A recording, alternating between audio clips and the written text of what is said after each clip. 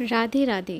कैसे हैं आप सब। राधा रानी और कान्हा जी की कृपा आप सभी पर और आपके परिवार पर हमेशा बनी रहे। सबसे पहले हम जब सो के उठते हैं, हमारे घर में बच्चे सो के उठ जाते हैं, तो बच्चों से हम लड्डू गोपाल को उठवा देते हैं। मतलब जब वो सोए रहते हैं तो बच्चे ही उन्हें जगाते हैं और उसके बाद उनके सिंहासन पे उन्हें बैठा देते हैं। उसके बाद बच्चों से ही हम दूध गर्म करके, हल्का गुनगुना दूध और पानी दे देते हैं, क्योंकि लड्डू गोपाल को भी सुबह पानी और दूध ज़रूर देना चाहिए। हम सुबह जल्दी स्नान नहीं करते, इसलिए हमें लड्डू गोपाल बिना स्नान किए दूध पी सकते हैं, इसलिए हमें उन्हें बच्चों से दिलवा देना चाहिए।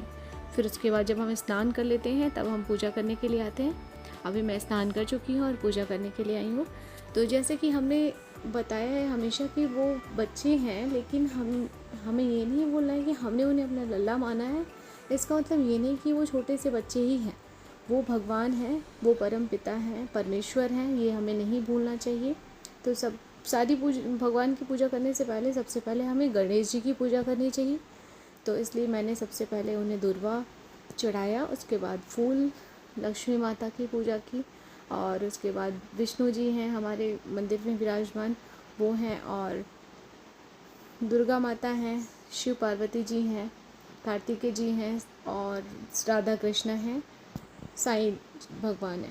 तो हम सबकी पूजा करते हैं। उसके बाद लड्डू गोपाल जी को बहुत आराम से, बहुत प्यार से नहलाते हैं, क्योंकि हमें बहुत अच्छा लगता है जब हम लड्डू गोपाल के साथ उन्हें नहलाते हैं। कभी भी लड्डू गोपाल को शांत होकर नहीं नहलाना चाहिए। उन्हें गुनगुनाते हुए, गाना गाते हुए, भजन करते हुए, या फिर आप बोल सकते हैं ओम नमो भगवते वासुदेवाय नमः, आप ये भी मंत्र का जाप कर सकते हैं। तो हमारे यहाँ पे बाहर मैं तुलसी जी और सूरज भगवान को जल देने के बाद अंदर आई थी, तो वो मैंने आपको नहीं दिखाया है। ये हमारी तुलसी जी हैं जो चांदी की हैं, तो ये भी मंदिर में है, इसलिए हम इन्हें भी ऐसे फूल चढ़ा देते हैं, थोड़ा सा जल चढ़ा देते हैं। और अब लड्डू गोपाल को नहलाने की तैयारी कर रहे हैं। लड्डू गोपाल को नहलाने के लिए आज मैंने, हमेशा मैं स्वास्तिक बनाती थी, आज मैंने छोटा सा एक कमल बनाया है, गुलाब की कुछ पंखुड़ियाँ रख कर। और जैसे कि मैं हमेशा स्नान कराती हूँ शंख में, तो शंख में आज मेरी इच्छा थी कि आज मैं थोड़ा सा दूध से स्नान कराऊँ। तो दूध में ही मैंने थोड़ा सा गुलाब जल और ये कच्चा दूध लिया है, और उस पहले दूध से स्नान करा के फिर उसके बाद उन्हें शुद्ध जल से स्नान कराया। और ये हमारे छोटे से लड्डू गोपाल जी हैं।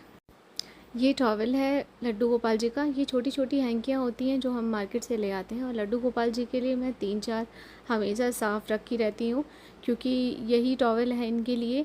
तो लड्डू गोपाल को अच्छे से टॉवल से पोंछ दिया। और गर्मियों में मैं हमेशा उन्हें कॉटन के ही कपड़े पहनाती हूँ, हल्के कपड़े जैसे कि हम पहनना चाहते हैं, तो इसलिए मैंने उन्हें पहना दिया है। और अब मैं उनका चंदन से श्रृंगार कर रही हूँ। चंदन से श्रृंगार करने से क्या होता है कि चंदन में शीतलता होती है, मतलब वो बहुत ठंडा होता है। और चंदन के टीका तो हमें रोज़ ही लगाना चाहिए। तो चंदन का टीका लगाने के बाद मैं कुछ श्रृंगार भी करती हूँ, जैसे कि उन्हें थोड़ा थोड़ा सा उनके चेहरे पे थोड़ा थोड़ा सा ऐसे कुछ फूलों सी डिज़ाइन बना के, जो भी बन पाती है।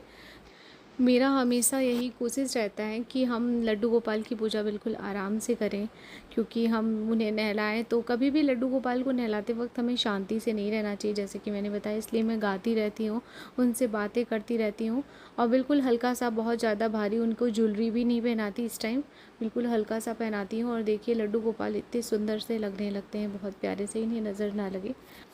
लड्डू गोपाल का श्रृंगार बिल्कुल ऐसे ही अच्छे से करना चाहिए। सबका अपना अपना भाव है, अपने अपने तरीके हैं, सब कुछ जैसे जिसकी इच्छा है। और लेकिन हमें नहीं भूलना चाहिए कि भगवान है, इसलिए हर चीज़ जो भी करें साफ़ सफाई से करें, इस चीज़ का ध्यान रखें, और सभी रखते ही होंगे।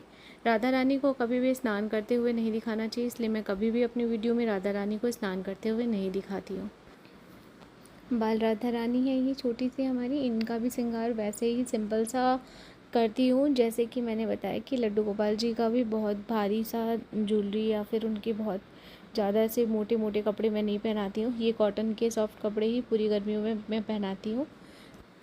आपकी भक्ति भाव और शक्ति से जो चीज़ें हो सके उतना ही कीजिए, और उतना ही करना चाहिए। हमें कुछ भी दिखावे के लिए या फिर किसी का बहुत देखकर ज़बरदस्ती करने की कोशिश नहीं करनी चाहिए, क्योंकि जो भाव होता है ना, वैसे ही हम अपने भाव से करते हैं, तो वो वही हमारी सच्ची भक्ति होती है। ये हमारे लड्डू गोपाल और राधा रानी स्नान कर चुके हैं और बिल्कुल अपने स्थान पे विराजमान हो चुके हैं।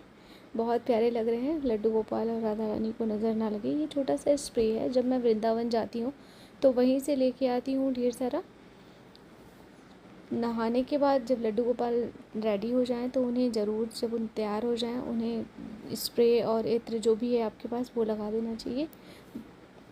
उसके बाद ये छोटा सा शीशा है, लड्डू गोपाल जी जब तैयार हो जाएं आप उनका श्रृंगार करा दें तो उन्हें दिखाएं और उनसे पूछें, उन्हें अब भाव से पूछें कि हे प्रभु, हे लल्ला, आप कैसे लग रहे हैं, आपका श्रृंगार मैंने ठीक किया है नहीं, आपने जो श्रृंगार कराया है वो आपको कैसा लग रहा, पूछिए। और कभी भी हमें अपनी आरती की थाली जो है ना उसे बिल्कुल सिंपल सादी सी नहीं रखनी चाहिए।